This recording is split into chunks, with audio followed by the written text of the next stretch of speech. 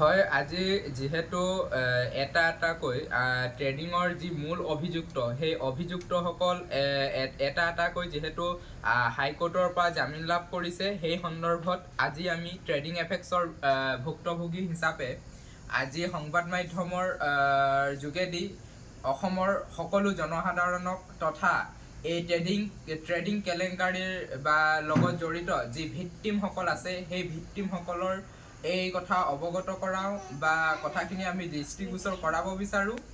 আজি এটা এটাকৈ প্ৰথম মূল অভিযুক্ত ট্ৰেডিং এফেক্টছৰ যি ৰঞ্জিত কাকতিৰ পাছতে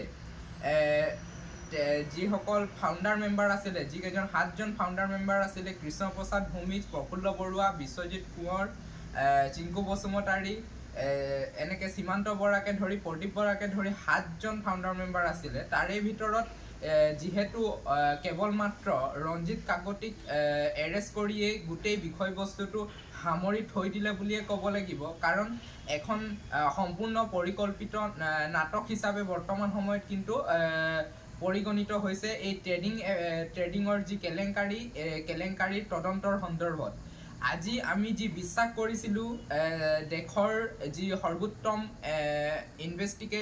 ইনভেষ্টিগেশ্যনৰ এটা গুৰুত্বপূৰ্ণ অংগ CBI, সেই CBI আমি এক বিশ্বাস কৰিছিলোঁ যে আমাক অতি সোনকালে ন্যায় দিব, কিন্তু এই ক্ষেত্ৰত বা আমাৰ যি আশা, এই আশাত কিন্তু চেঁচা পানী ঢালিলে।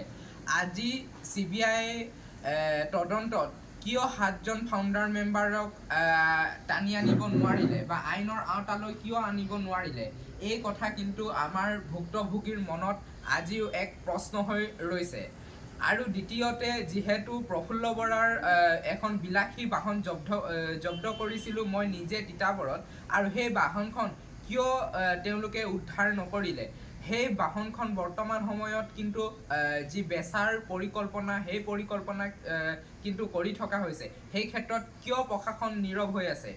আজি আমি ট্ৰেডিং এফেক্টছৰ ভুক্তভোগী সকলেই নহয়, অসমত উঠি অহা যুৱ প্ৰজন্ম তথা অসমৰ জনসাধাৰণে কিন্তু এই সমস্যাবিলাক আজিয়ে যদি সমাধান কৰাৰ ক্ষেত্ৰত গুৰুত্ব নিদিয়ে, পৰৱৰ্তী সময়ত ভৱিষ্যতত কিন্তু এয়া এক বিশেষ আপোনাৰ কলা অধ্যায় হিচাপে পৰিণত হ'ব, কাৰণ এটা এটাকৈ কিন্তু এওঁলোকে মানে সাহস কৰি গৈ থাকিব।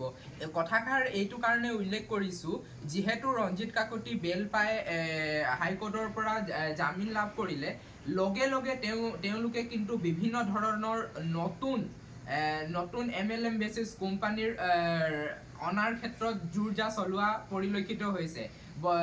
সেই ক্ষেত্ৰত আমি ভুক্তভোগীসকলে আজি যি আইনৰ উচ্চপদস্থ যিসকল বিষয়া আছে, সেই বিষয়াসকলক দৃষ্টিগোচৰ কৰাওঁ আৰু অতি সোনকালে এই 7জন ফাউণ্ডাৰ মেম্বাৰক এৰেষ্ট কৰাৰ ব্যৱস্থা কৰিব লাগে, অন্যথা কিন্তু আমাৰ ভুক্তভোগীসকলে অনাগত দিনত ৰাজপথলৈ নামি আহিব।